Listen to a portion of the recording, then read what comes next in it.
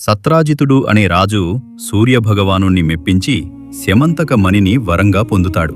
అయితే ఒకానొక సందర్భంలో ఆ మణి పోయినప్పుడు దాన్ని శ్రీకృష్ణుడే దొంగిలించాడని సత్రాజితుడు నిందవేస్తాడు.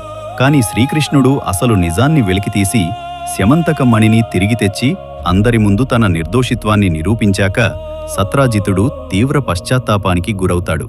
తన తప్పుకు ప్రాయశ్చిత్తంగా స్యమంతక మణితోపాట కుమార్తె అయిన సత్యభామను శ్రీకృష్ణుడికి సమర్పిస్తాడు. శ్రీకృష్ణుడు ఆ మణిని వద్దని తిరస్కరించి సత్యభామను మాత్రమే పెళ్లాడి మణిని తిరిగి సత్రాజితుడికే ఇచ్చేస్తాడు.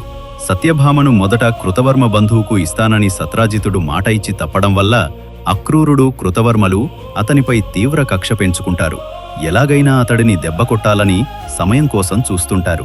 ఒకసారి బలరామకృష్ణులు ఇద్దరూ కలిసి హస్తినాపురానికి వెళ్లిన సమయాన్ని అక్రూర కృతవర్మలు వాడుకుంటారు. వారు వెంటనే శతధన్వుడు అనే బలశాలి దగ్గరకు వెళ్లి సత్రాజితుడు ఒంటరిగా ఉన్నప్పుడే దాడిచేసి ఆ స్యమంతక మణిని లాక్కోమని దుర్బోధలు చేస్తారు.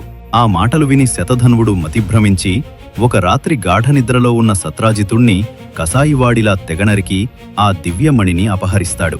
తన తండ్రి దారుణ హత్యకు గురయ్యాడని తెలిసి సత్యభామ గుండె పగిలేలా రోదిస్తుంది.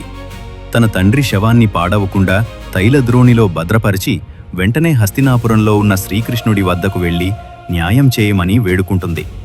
శ్రీకృష్ణుడు సత్యభామను ఓదార్చి బలరాముడితో కలిసి వెంటనే ద్వారకకు తిరిగి వస్తాడు.